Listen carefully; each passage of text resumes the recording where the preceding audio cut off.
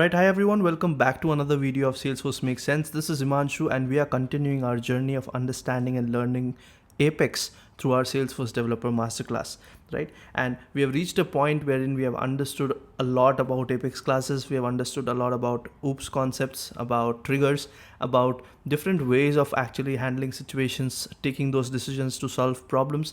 And now finally we have reached a space wherein we can start asynchronous Apex, right? So for those of you for whom this term is very new and very unfamiliar, let's start with understanding what asynchronous Apex is and why do we really need them and why does it even come into the picture, right? So async Apex, I'll not call it asynchronous every time, I'll just call it async, all right? And there are two things, one is synchronous Apex and one is asynchronous Apex, right? We are specifically talking about something that runs async, right? We'll understand what is this. So async Apex allows for the execution of long-running processes such as sending emails or updating records without freezing the user interface or causing any performance issues. Now, the idea behind this is, let's say you have a task that you need to do, right? And alongside that you need to do another task, right? And both of the tasks need to be completed either sequentially or you should be able to say that yeah, these two things have been completed. That's synchronous Apex, right? And in any scenario wherein you can do one or two tasks which do not have to confer to you being able to tell anyone else that this has been completed, but you can say that yes, this is something that I have actioned, but it's in progress and it will be completed automatically in some time. That is an async Apex example. So if I have to give you something more of a real-time example, a synchronous Apex, right? The sync Apex, let's say you have to go for a run, right? When you run, you have to move your hands and legs, right? And you run on a path or in a trajectory or in a track. That is something that you are doing in sync, right? However, if you have your AirPods or your earpods on and you're listening to music and that song is ongoing, right? That is something that can run in the background, right? It has nothing to do with your running. So that is something that's happening behind the scenes, but it is not really impacting your running per se, right? The physical motion of running. So that can be considered as async Apex, all right? Anything that requires a lot more resources, a lot more time, or maybe is independent of how the user interface should behave, even though that particular transaction is running, can be considered or can be taken into consideration into async Apex. All right. Now, if I give you an example from the Salesforce point of view, let's say you have updated 100 records, all right, 100 opportunity records, and what you want to do is you want to update those records and you want to notify your opportunity owner that all those opportunity owners that this particular record has been modified. Now tell me this, if you have to notify those owners, you'll probably have to send an email, right? But should the email come in between the update that's happening on the opportunities? No, right? That's an independent thing that can be separately handled and can be taken care of in the background. Got my point? So updating that record is the primary thing that you would want to do, which is what you will do in your synchronous Apex, your sync Apex, right? That will run sequentially. It will happen immediately and you will get to know whether it happened or not. And as soon as that happens, you want to run something behind the scenes to notify the opportunity owners, right? That part or that logic can be written in async Apex without tampering your current resources and your allocations on the limits. You can actually use async Apex. We'll talk about why we are planning to segregate things into two different places. Why are we not doing them together? There are some reasons around it, right? So async Apex is accomplished by running the process in the background, allowing the user to continue working while the process is being executed. Async Apex will basically run in the background. Like I said, it won't interfere in terms of what is happening to the user in the front end, or there would be nothing shown to the user on the front end, but this is more like a process that will run in the background. How we use our computers, right? I have this particular tab opened, I have my VS Code opened, and I have my browser opened, right? But the computer is basically trying to do n number of things behind the scenes, right? But that's running separately in a separate thread, right? So that is async Apex. Okay, so it is kind of giving you what you need, but it is not letting you know how it is doing it, right? And it's taking care of it in the background. That's the whole idea. So this is accomplished by running the process in the background, allowing the user to continue working while the process is being executed. So you'll not get to know when the email is getting sent, but the platform will take care of it as part of Async Apex. Okay. Now Async Apex also allows for the execution of multiple processes at the same time, which can improve performance and reduce the processing time. Now understand this. Why are we discussing this? Is because there are two things. One is the processing time. So let's say you clicked on a button, okay, change 100 records or update 100 records.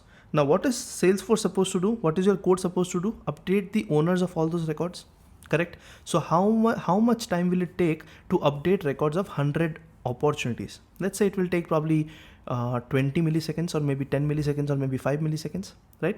But then let's also assume that you also need to notify each of this owner. So that means you need to enable the email functionality. And if you have to notify 100 people through email as part of that same transaction, that 20 millisecond time or 10 millisecond time will jump to maybe 1 second or 2 seconds, right? So the end user who's looking at the screen will get a response after 2 seconds that, okay, the process is completed. But do we really want that? Do we want the end user to wait for 2 seconds? No. If the opportunity update has happened, why not just show to the end user that, yeah, your work is done, and behind the scenes remaining work we can take care of ourselves. That's the whole idea, right? So Async Apex helps you reduce the processing time and it improves the performance, because at the end time is money, right? So you'll have to ensure that the end user or your business user's time is not wasted looking at the screen, the spinner is loading. No, let's not do that. Anything that can be moved out of that sync code and moved to async code, always choose to do that. Okay. And the best part with Async Apex is you get a fresh set of governor limits, right? So when you're using Async Apex, I'll take you to the governor limits screen, and that's where it will basically make sense to you. If I show you Apex governor limits, you have a section for Sync Apex and you have a section for Async Apex. So for Async Apex, you have a bit more relaxation, right? So if you see how many SOQL queries can you do as part of your sync limit, you have only 100 SOQL queries, right? But if you have async, you get 200, right? And then let's take a look at the heap size. You see the memory allocated to you as part of your Async Apex is double. It's not 6 MB, it's 12 MB, right? If you have a CPU time limit exceeded error that's coming, it could be because you are doing a lot of processing in your Sync Apex, but you only have 10,000 milliseconds. If you want to postpone something or move something to your Async Apex, you have 60,000 milliseconds, 6 times more.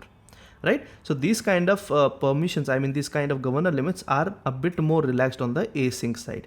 Okay. And you get a fresh set of limit. It will not be counted as 50,000. Now, what is a fresh set of limit?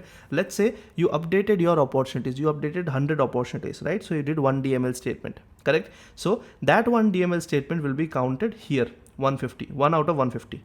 All right. But when you run another call to an async method, some async logic you have written, that will start from 0 again. It will not consider the one call that you have made here, which means you get 150 from your sync limit and then you get an additional 150 from your async limit. Does that make sense? All right. So that's how, and that's where you would need Async Apex. All right. I hope I was able to make that thing clear. Now we'll move on to understanding the kind of options we have as part of Async Apex. What have we seen as part of our Sync Apex? We just have triggers and we just have normal Apex classes, right? So your Apex triggers are kind of in sync, because as soon as a button is clicked, as soon as a record is saved, it is automatically triggered and it is handled. And based on that, the user gets a response. But what if you wanted to do something later? What if you wanted to schedule something in the future? What if you wanted to do something with a chunk of records? What if you wanted to queue something based on whatever has happened now? All those concepts come as part of the Async Apex, and we'll discuss all of them one by one. All right. So there are 4 different things mentioned here, but primarily we'll look at the queuable, we'll look at the batch, we'll look at the future, we'll understand the limitations of each item and the capabilities of each item. We'll try to do a short example where I show you how to write that code. We might not be doing a end-to-end full-fledged example, but yeah, I'll just try to show you how do you write that code and what all do you need to consider. And then we'll also look at how do you use scheduling here. Okay, you can actually schedule some of these async codes, so you'll be able to understand that. Okay, and I'll discuss the use cases, like when to use what. We'll discuss it one by one. All right. So moving on and starting with our very first async Apex. Now future is nothing but it's basically a method which has an annotation that's called @future. Okay, now what is an annotation? If I take you to VS Code and if I create a new Apex class and I'll call it async future use case. Okay, right? And what do I need to do? If I'm trying to actually leverage a method, I'll just get rid of the with sharing also for now. Save. What I'll do is I'll create a method. I'll call it public static void handle email notifications, and let's say I have the recipient IDs here who I need to send the emails, and this is a normal method that we write. Right now with future, all you need to do is you need to put this annotation that's called @future on the top of the method. That's how you annotate. This is an annotation. Okay, for people who have written Aura and LWC, right, you must have added a Aura enabled tag here, right? This is nothing but a annotation that basically tells how Apex method should be understood by the system from the UI side.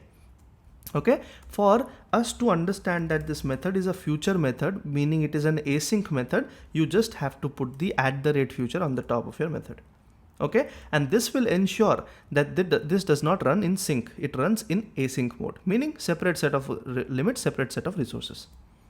All right, now a future method runs in the background asynchronously, and you can use future methods to isolate DML operations on different objects to avoid the mixed DML error. This is basically the exception, right? When you do a setup and a non-setup object DML together. Each future method is queued and is executed when resources are available, meaning Salesforce will not rush into executing it. It will basically be queued internally and it will only execute it when Salesforce platform has the resources required to execute it. Meaning it will take its own time and then it will handle it for you. Okay, and the key benefit with future methods, some governor limits are higher, which helps in moving some code from sync to async. The good part is, let me give you a use case. Okay, now this is a future method. Okay, let me just see if I have another slide here. Yes, I do have. Okay, the good part is, as soon as you annotate something into future, what are you kind of saying? You are basically saying, I have more limits to use. This is something that will be executed independently, right? This won't impact end user experience. Okay, this won't wait for sync. Sorry, I mean basically this is in async and will take care of the execution in queue from the platform. All right, all we have to do is just put this annotation @future. That's all. So putting that annotation gives you this kind of services, right? Now, where does this come in handy? Let's say you have a scenario, like I said, right? You have a scenario wherein you have public static void handle op updates. Okay, what you need to do is you need to, let's say you have a string opportunity ID. I'm just giving you an example. Okay, don't go through the code and let's say we are updating list of opportunities.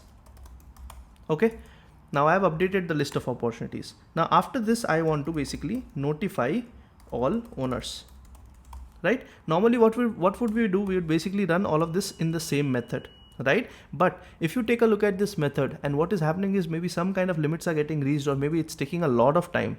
What can you do? You can actually segregate your logic. You can actually do your update here, and you can actually call the notify all owners method here, which is a future method. What does that do? You are basically calling it out from here, and now this method that's getting called will not be part of the limits as part of this method, meaning only till here is what your end user will experience in terms of the time and the processing. This will be taken into the future context because it's a future method, and it will run anonymously independently and no impact on the user experience. And once it is done, it will be completed. That's all. Everyone will be notified. So your notify code goes here. Make sense? All right. Let's look at a bit more of what future has capabilities of, and that will give you a better idea. Okay, so all you need to do is add the future annotation to the method. Perfect. Now future methods are always static. Now I want to take you through this example. So we understood, right, static and non-static methods. So if you don't put a static keyword here, your deployment will fail. So if I go ahead and try to deploy this, the compilation will fail. And you'll see the error being very relevant. Future methods must be declared as static. Okay, fine, I'll declare the method as static. Okay, good to know. But I want to return something. I want to return a string type information. Let me try deploying. I want to return, let's say I'll return empty string for now. Can I do it? Let's give it a try. I'll say deploy. So my static error is gone, but now it says the future methods do not support return type of string. Oh my god, it does not support string. Does it support integer? Let's try with integer. Does it support integer? Let's say deploy. It says it does not support return type of integer. Oh, okay. Then what does it really support? It can only support void as return type. So there's no return type. Okay. Now, if you are thinking smart, right? You'll know that why return types are not supported. Just think about it. Why is it not supporting? It could have supported. Why did the platform limit us from not supporting return types? See, you have moved something to the future callout, right? You have moved it to the future. Then what are you expecting in return? Nothing, right? Because you cannot wait until the future executes, because that's in the future. I hope I'm making sense. That's why there's no return type here. You can only return something or expect something from a method if you have to take action around it. But like I said, this is independent. It will be queued in the future. So then how will you deal with it now, right? You're in the present, it is in the future. Make sense? So only void return type is allowed. And now if you try to deploy it, this will deploy fine. Okay, so now this time it has been deployed. All right, now what if I wanted to basically, instead of string, I wanted to use something from, let's say I wanted to pass an opportunity info object, instance of an opportunity. Let's say deploy. See, I got an error. It says future methods do not support parameter of type opportunity. Oh my god, even that is not possible. What about list of opportunity? Can I do list of opportunity? Let's try deploying. No, it does not support. What about list of string? And it is basically, let's say, op IDs. What if I go with list of string? Deploy is successful. So did you understand something? It is not taking complex data types, meaning it is not letting you put something like object, opportunity or account, right? Meaning it's not letting you put anything that's non-primitive. So future methods only accept IDs as parameters, objects are not allowed. So you'll not be able to use object here. Okay, what if I do something like this? Map of string comma string. Will it allow this? I'll just say opportunity ID map. Let's say that's my variable name. Let's try to deploy this. Deployed fine. But what about if I wanted to do map of string comma account? Will it allow me? No, it says it does not support this parameter. The problem is any S object type is not allowed. Only primitive data types, your basic data types are allowed. Now why is this? You must think about why does Salesforce not allow? It could have allowed. Why is it not allowing? Because again, you are writing your code and putting the condition that it needs to run in the future. Okay, so today you know that this opportunity or this account record has this value. But in the future, do you know that the same state will retain? What if someone modified the opportunity in between before this call executed? Because this is going to run in the future, right? So you have to think about, oh my god, okay, will the account instance that I have passed to the method exist as is? No, it might change in between. If it changes in between, this information would be in the past. I mean, this would be a past dated information. So how would Salesforce know which information to take and to override or not? That's why they basically got rid of this whole thing and they are just letting you do it manually through primitive data types, right? So anything that you need to do with objects, you have to query it. And when you are querying it here, you are getting the latest information of the object, and that's why it all makes sense. What I said, did that make sense? So I hope you understood why you don't have a return type and why you don't have S object types in the parameters.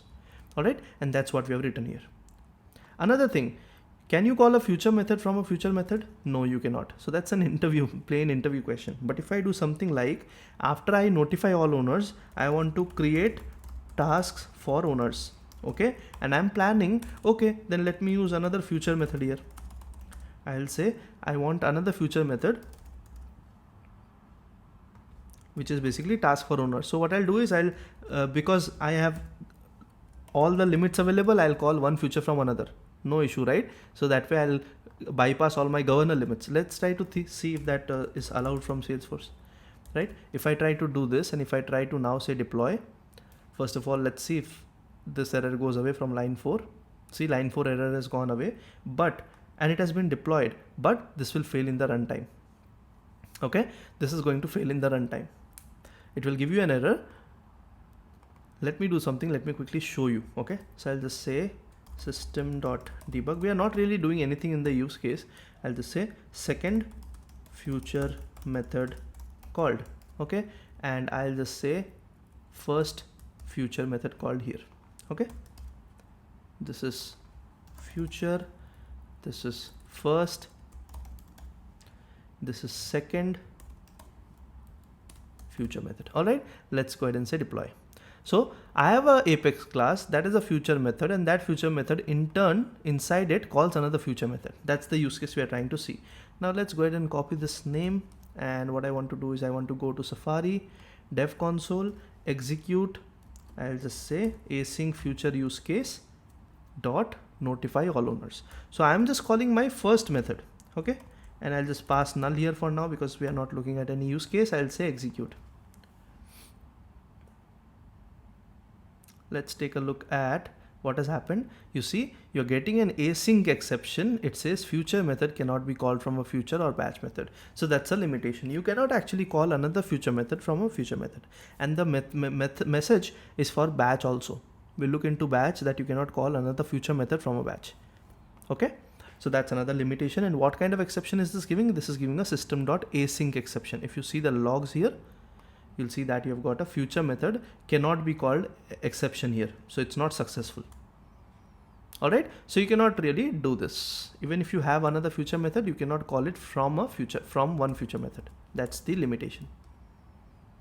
Okay, now if a transaction fails, future method that is queued does not get executed.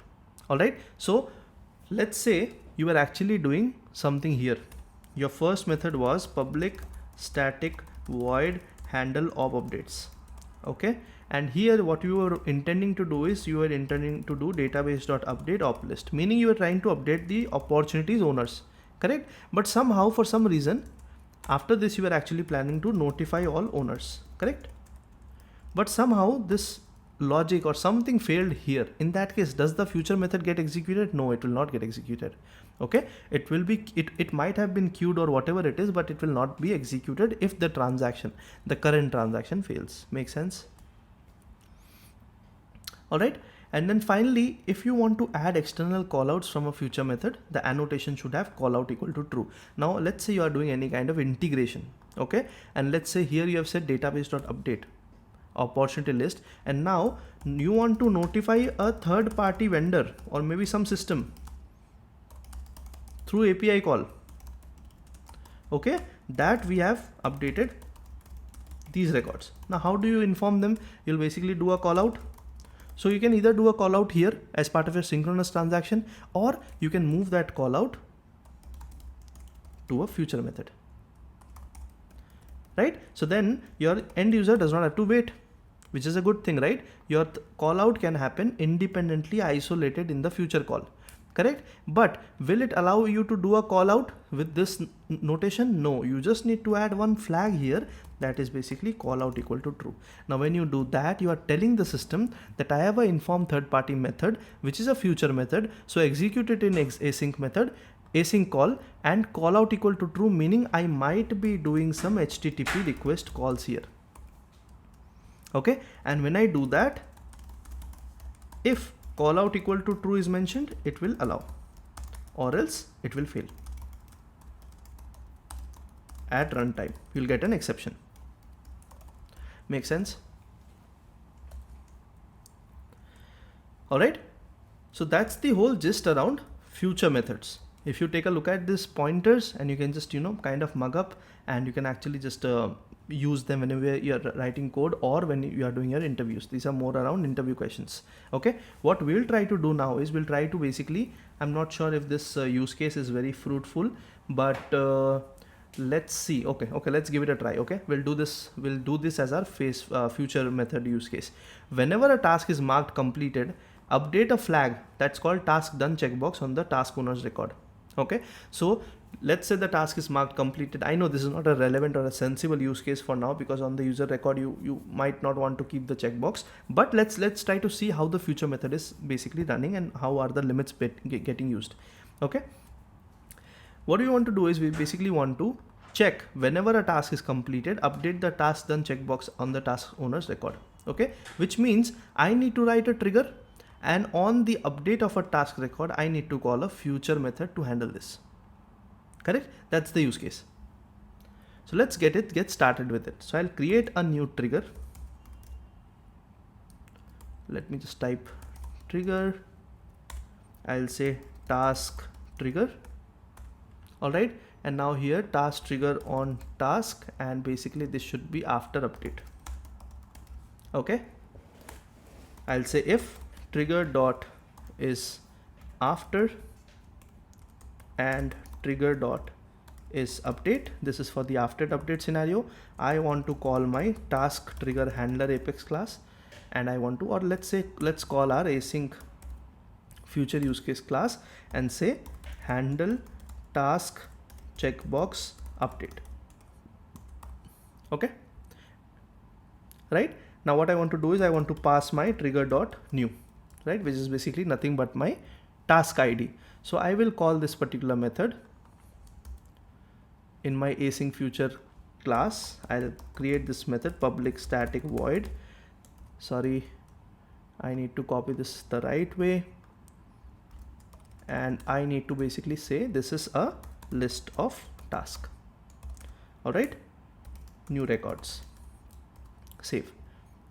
All right, let's try to first deploy this and let's see if it deploys fine or not.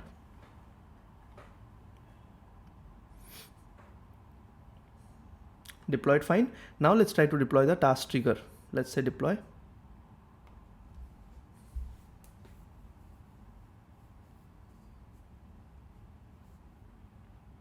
Deployed fine, right? So a trigger is created, and from the trigger we are calling a handler class. Okay, you can consider this as the handler class.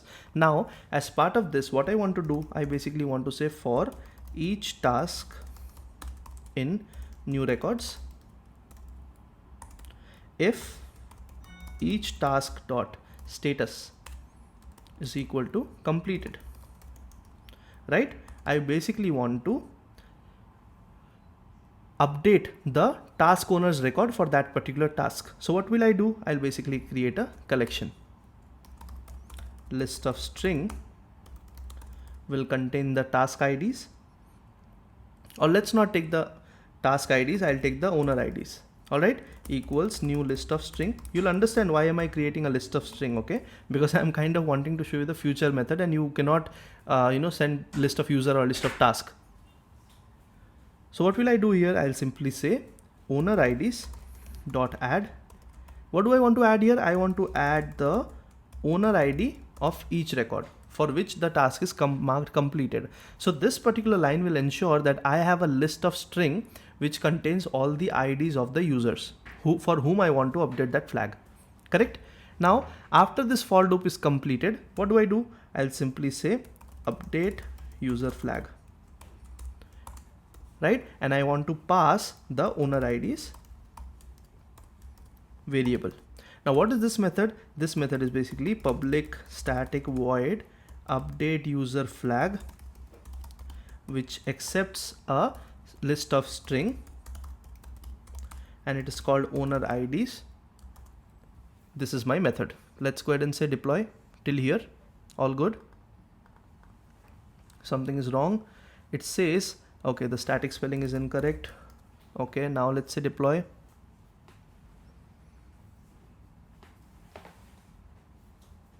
All right, good, got deployed. Now what do I want to do? I basically want to query all the users. Now how do I find all the users who are impacted? I'll say select ID from user where ID in owner IDs. That's the list, right? That's what I want to see. That's all the user records who I want to update. I'll just say U capital, I capital, and this is my user list, right? And let's go to Salesforce and let's create that task done field. Okay, let's go into object manager. Let's go to user, fields and relationships. I'll create a new field. So I'm just giving you a use case, okay? Don't just go into the practicality of this use case. This is just to show you how we are actually using async apex, all right? Let's go ahead and create a new field, and that field is basically going to be a checkbox. I'll say next. I'll say task done. It is unchecked by default. Next. Next. And I'll say save. Okay, this is added to the layout. The name of the field is task done. So let me just copy the API name and put it in the query here. Okay, now that I put it in the query, I'll say for each user record in user list that I've got from the query, user rec dot task done is equal to true. Okay, that's what I want to do. And I want to simply say update user list. That's the idea. All right, so I've basically completed my use case. All right, I'm basically calling one method from my trigger, and that method is in turn calling another method, and that method is taking care of the user updates. All right, let's go to Salesforce. Let's open a task record now. Let's go to tasks, and let's try to mark any of the tasks complete. Okay, and before marking it, we'll also take a look at who the owner is and what is his or her. So Himanshu is the owner, right? Let's go to Himanshu's record, and this is currently a task which has not been started yet. So if I go ahead and try to mark it completed, things should happen, right? If I go to Himanshu's record here, let's take a look at the user detail.